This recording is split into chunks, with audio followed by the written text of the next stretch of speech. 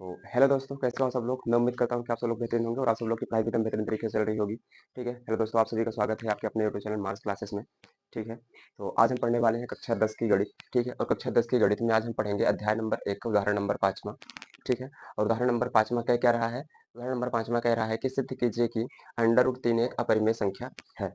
ठीक है। इसके पहले एक प्रश्न को हमने कर रखा है, सिद्ध कीजिए कि अंडर रूट 2 एक अपरिमेय संख्या है। तो दो के लिए अंडर रूट 2 के लिए हमने अपरिमेय संख्या प्रूव कर चुके हैं हम लोगों ने। आज हम लोग करेंगे अंडर रूट 3 एक अपरिमेय संख्या है, इसको प्रूफ करेंगे। ठीक है। तो देखिए, जब हमें कह रहा है कि सिद्ध करना है कि अंडर रूट 3 एक अपरिमेय संख्या है, तो हम इसके विपरीत मान के चलेंगे कि जो अंडर रूट 3 है एक क्या है, परिमेय संख्या है। ठीक है। लेकिन हमें सिद्ध क्या करना है, अंडर रूट 3 एक अपरिमेय संख्या है, लेकिन हम मान के क्या चलेंगे, अंडर रूट 3 एक परिमेय संख्या है। ठीक है। तो चलिए स्टार्ट करते हैं।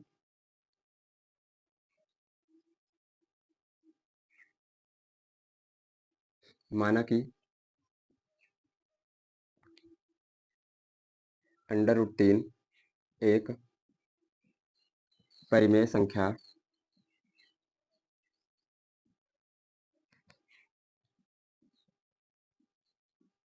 संख्या है, तब अंडर रूट 3 बराबर, इसको हम a अपान बी के रूप में लिख सकते हैं कि जब अंडर रूट 3 एक क्या है, परिमेय संख्या है, तो अगर a बटे बी के रूप में लिखा है तो a बटे बी क्या है, एक परिमेय संख्या है। इसका मतलब अगर अंडर रूट 3 एक परिमेय संख्या है तो इसको हम इस रूप में लिख सकते हैं। ठीक है। जहाँ a और b क्या है, सह अभाज्य संख्याएं हैं। तो जहाँ a और b सह अभाज्य अभाज्य संख्याएं तथा b बराबर 0 है, 0 नहीं है, b बराबर 0 नहीं है। ठीक है।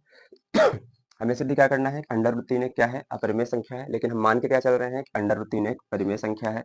ठीक है। अगर अंडर रूट 3 एक परिमेय संख्या है तो इसको हम a बटे b के रूप में लिख सकते हैं। तो हमने अंडर रूट 3 के बराबर में a बटे b कर लिया, जहां a और b क्या है, सह अभाज्य संख्याएं हैं और b बराबर 0 ना हो। ठीक है। अब अगर मान लीजिए यहाँ पे b इधर है, b को हम पक्षांतर करें तो b इधर भाग में ही, इधर जाएगा तो गुणा हो जाएगा अंडर रूट 3 के साथ। तो क्या बन जाएगा, अंडर रूट 3 गुणे b बराबर a। ठीक है। एक काम करिए, दोनों पक्षों का वर्ग करिए, दोनों पक्षों का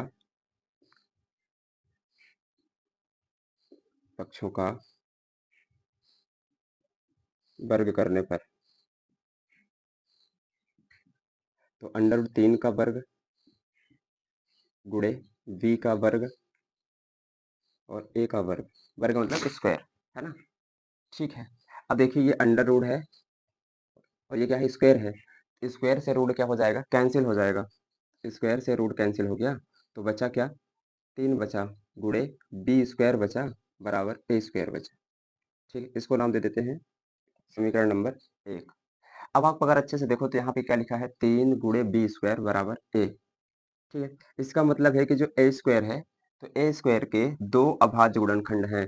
कौन कौन से, एक तो अभाज्य गुणनखंड है 3 और दूसरा अभाज्य गुणनखंड है b। और अगर ये अभाज्य गुणनखंड है 3 ए स्क्वायर का, तो इस 3 से ए स्क्वायर विभाजित होना चाहिए। ठीक है। जैसे अगर मान लीजिए हमारे पास है 20, ठीक है, और इसका हम अभाज्य गुणनखंड करें तो क्या आएगा, 2, 10 दूना 20 और 2 से काटेंगे तो 2 पंचा 10 और 5 से काटेंगे तो 5 एकम 5। तो यहाँ पे अभाज्य संख्या हमें क्या मिल रही है, 2 गुणे 5। इसको हम ऐसा लिख सकते हैं 20 को कि 2 की घात 2 गुणे 5। ठीक है। तो यहाँ पे दो अभाज्य संख्या मिल रही है, एक तो अभाज्य संख्या मिल रही है 2 की घात 2 और एक मिल रहा है 5। या ऐसा कह सकते हैं कि ये 2 एक अभाज्य संख्या है, भले ही 2 बार यूज हो रही है, पर अभाज्य संख्या तो एक ठो 2 है और एक ठो 5 है। बस दो ही अभाज्य संख्याओं से हमें क्या मिल रहा है, 20 मिल रहा है। लेकिन यहाँ पे जो दो अभाज्य संख्या है वो कितनी बार यूज हुई है, 2 बार यूज हुई है बस। ठीक है। तो अब कहने का मतलब है कि यहाँ पे जो 2 है ना, इस वाले 2 से, और इस 2 को अगर आप इस 2 से इस 20 को भाग दोगे तो भाग पूरी तरह चला जाएगा। अगर ऐसे आप भाग दो तो 10 दूना 20। और ये जो 5 एक अभाज्य संख्या आ रही है, इससे भी जब आप इस 20 को भाग दोगे तो भी भाग पूरी तरह क्या हो जाएगा, चला जाएगा। तो 5 चौक 20। तो उसी तरह कि अगर जैसे यहाँ पे 20 की अभाज्य संख्याएं क्या क्या मिली हमें, 2 और 5, उसी तरह एक स्क्वायर की अभाज्य संख्या हमें क्या क्या मिली, 3 गुणे बी स्क्वायर। तो ये क्या है, अभाज्य संख्याएं हैं या अभाज्य गुणनखंड है इसके ए स्क्वायर के। ए स्क्वायर के अभाज्य गुणनखंड क्या क्या है, ए स्क्वायर के अभाज्य गुणनखंड 3 है और बी स्क्वायर है। इसका मतलब है कि ए 3 से भी विभाजित हो जाएगा और बी से भी विभाजित हो जाएगा। ठीक है, तो यहाँ पे लिखेंगे कि चूंकि ए स्क्वायर 3 से विभाजित होता है, विभाजित होता है, और यदि ए स्क्वायर 3 से विभाजित हो रहा है तो ए भी 3 से विभाजित होगा। इसलिए ए भी 3 से विभाजित होगा। ठीक है, अब ए स्क्वायर 3 से विभाजित क्यों हो रहा है, क्योंकि ए स्क्वायर का एक अभाज्य गुणनखंड 3 है, एक अभाज्य गुणनखंड 3 है। अब ये अगर 3 ए स्क्वायर का गुणनखंड है तो 3 से ए स्क्वायर का भाग जाना चाहिए, तभी तो गुणनखंड होगा, और अगर भाग नहीं जा रहा है तो गुणनखंड नहीं है। और ये गुणनखंड हमें दिख रहा है कि ए स्क्वायर का 3 एक गुणनखंड है, इसका मतलब इस 3 से ए स्क्वायर का भाग चला जाना चाहिए, और अगर इस 3 से ए स्क्वायर का भाग जा रहा है तो ए का भी भाग जाना चाहिए, ए का भी भाग जाना चाहिए। कहने का मतलब जैसे मान लीजिए कि यहाँ पे लिखा हो का स्क्वायर लिखा हो, ठीक है, और इसको हमें भाग देना है 5 से, 10 का स्क्वायर लिखा है और इसको हमें किससे भाग देना है, 5 से भाग देना है।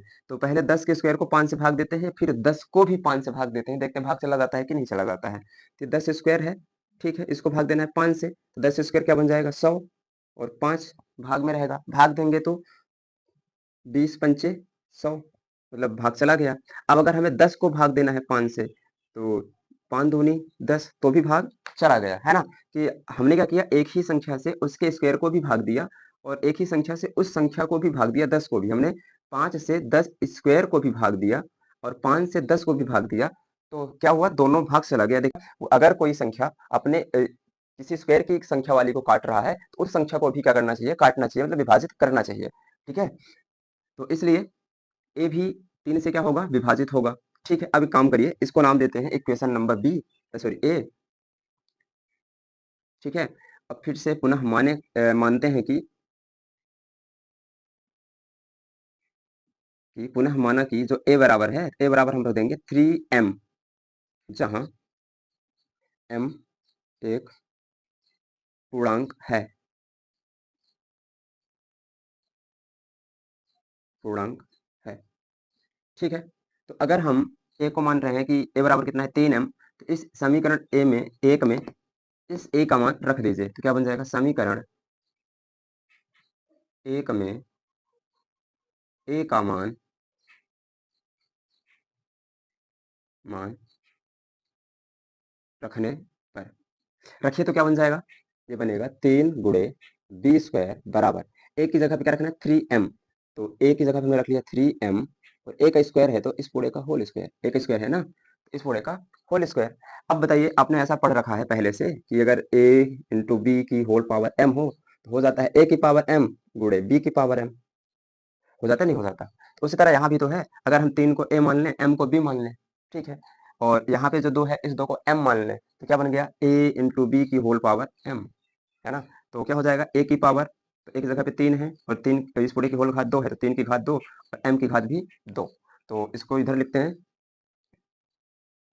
ये क्या बन गया कि 3 गुणे बी स्क्वायर, ठीक है, 3 गुणे बी स्क्वायर बराबर, ये 3 का स्क्वायर गुणे m का स्क्वायर, तो 3 गुणे बी स्क्वायर बराबर, 3 का स्क्वायर कितना हुआ, 9, 3 गुणे 3 गुणे m स्क्वायर, 3 इधर गुणे में है, इधर आएगा तो भाग में जाएगा, तो बी स्क्वायर बराबर 9 गुणे m स्क्वायर बटे में 3 इधर आ गया तो भाग में चला जाएगा।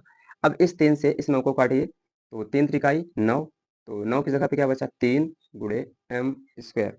अब अगर आप अच्छे से देखिए यहाँ से कि जो बी स्क्वायर है, तो जैसे यहाँ पे ए स्क्वायर के 2 गुणनखंड थे, कौन कौन, 3 और बी स्क्वायर, उसी तरह बी स्क्वायर के भी 2 गुणनखंड हैं, कौन कौन, 3 और एम स्क्वायर, 3 और एम स्क्वायर। इसका मतलब है कि 3 से बी स्क्वायर भी क्या होगा, विभाजित हो जाएगा, 3 से बी स्क्वायर भी विभाजित हो जाएगा। क्यों हो जाएगा? क्योंकि ये 3 इस बी स्क्वायर का एक अभाज्य गुणनखंड है, इसीलिए। ठीक है? तो जैसे यहाँ पे हमने लिखा था कि 3 ए स्क्वायर से या ए स्क्वायर 3 से क्या हो रहा है? विभाजित हो रहा है। उसी तरह यहाँ पे लिख लेंगे कि बी स्क्वायर क्या हो रहा है? 3 से विभाजित हो रहा है।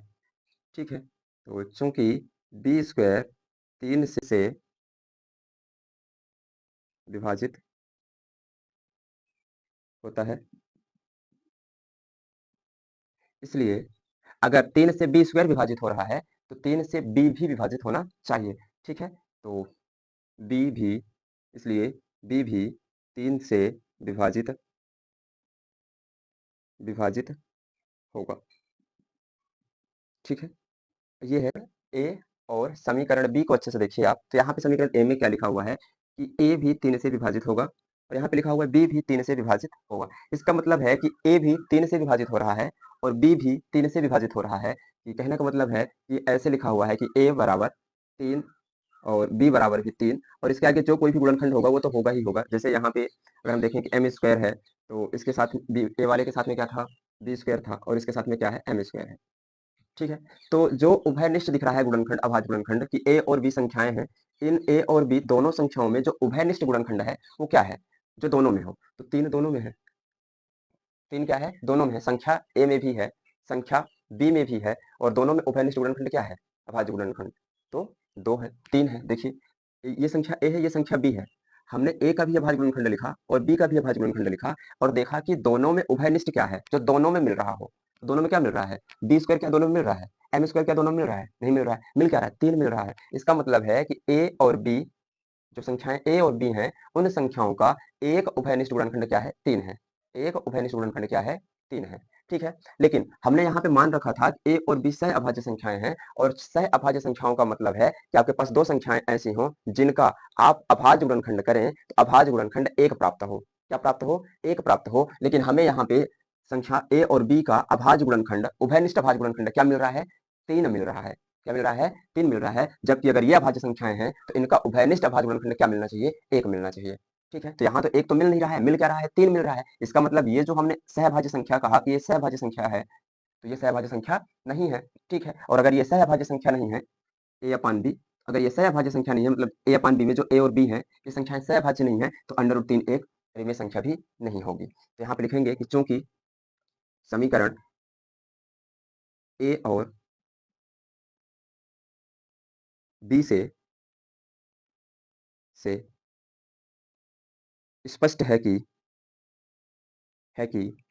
ए और बी का एक उभयनिष्ठ उभयनिष्ठ अभाज्य गुणनखंड गुणनखंड 3 है। इसलिए इसलिए ए और बी सह-अभाज्य सह-अभाज्य संख्याएँ नहीं हैं। नहीं है। ठीक है? हमने मान के क्या चला था कि ये ए और बी सहअभाज्य संख्याएँ हैं। सहअभाज्य संख्याएँ होती क्या हैं कि आपके पास 2 ऐसी संख्याएँ हैं जिनका आप अभाज्य गुणनखंड करो और अभाज्य गुणनखंड करने के बाद आप देखो कि जो उनका उभयनिष्ठ अभाज्य गुणनखंड आ रहा है, वो क्या आ रहा है? 1 आ रहा है। जैसे अगर हम यहाँ पे 5 और 7 लेके चलें, हमारे पास 2 संख्याएँ हैं 5 और 7, ठीक है? इनका अभाज्य गुणनखंड करो, आप 5 से अगर काटोगे 5 को तो 5 एकम 5 और 7 का अभाज्य गुणनखंड करोगे तो 7 एकम 7, मतलब 5 का क्या आया हमें अभाज्य गुणनखंड? 5 गुणे 1 और 7 का क्या आया? 7 गुणे 1। तो इन दोनों में उभयनिष्ठ क्या है? कॉमन क्या है? तो 1 है।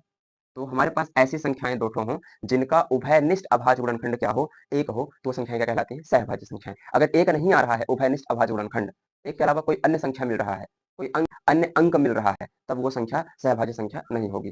ठीक है? तो यहाँ पे देखो मिलना क्या चाहिए? 1 मिलना चाहिए अगर सहभाज्य संख्याएँ हैं, लेकिन यहाँ पे क्या मिल रहा है? 3 मिल रहा है, इसलिए ए और बी सहअभाज्य संख्याएँ नहीं हैं। और अगर ए और बी सहअभाज्य संख्याएँ नहीं हैं, तो हमने माना था कि जो √3 है और ये √3 क्या है? परिमेय संख्या है, तो ए अपान बी क्या है? ए और बी सहभाज्य संख्याएँ हैं, तो अगर ए और बी सहभाज्य संख्याएँ नहीं हैं, तो √3 भी परिमेय संख्या नहीं होगा। तो यहाँ पे लिख लेंगे कि ऊपर लिख देता हूँ, इसलिए √3 एक परिमेय संख्या नहीं है, नहीं है। अतः हमारी कल्पना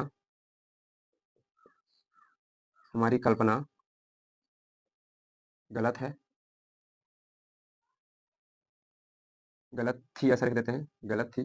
अतः हमारी कल्पना गलत थी, जिससे जिससे यह सिद्ध होता है कि सिद्ध होता है कि अंडर रूट 3 एक अपरिमेय अपरिमेय संख्या है। यही आपका आंसर है। ठीक है, तो हमारी कल्पना क्या थी? गलत थी, क्योंकि हमने क्या मान के चला था? परिमेय संख्या। ठीक है, लेकिन है क्या ये? वास्तव में अपरिमेय संख्या है। उम्मीद करता हूँ कि आपको ये सवाल एकदम आसान तरीके से समझ में आया होगा, और मैंने आसान तरीके से समझाने का प्रयास किया है। ठीक है, और एक-एक चीज़ बताई है ताकि आपको कहीं भी दिक्कत ना हो। ठीक है, तो मैंने कहीं पढ़ रखा था कि बेहतर से बेहतर की तलाश करो, कि बेहतर से बेहतर की तलाश करो, मिल जाए नदी तो समंदर की तलाश करो, कि बेहतर से बेहतर की तलाश करो, मिल जाए नदी तो समंदर की तलाश करो, टूट जाता है शीशा पत्थर की चोट से, कि टूट जाता है शीशा पत्थर की चोट से, टूट जाए पत्थर ऐसा शीशा तलाश करो। ठीक है दोस्तों, ठीक है, मिलते हैं नए वीडियो में, तब तक के लिए आप सभी का बहुत बहुत धन्यवाद। ठीक है, चलिए ठीक है, बाय बाय, जय हिंद, वंदे मातरम।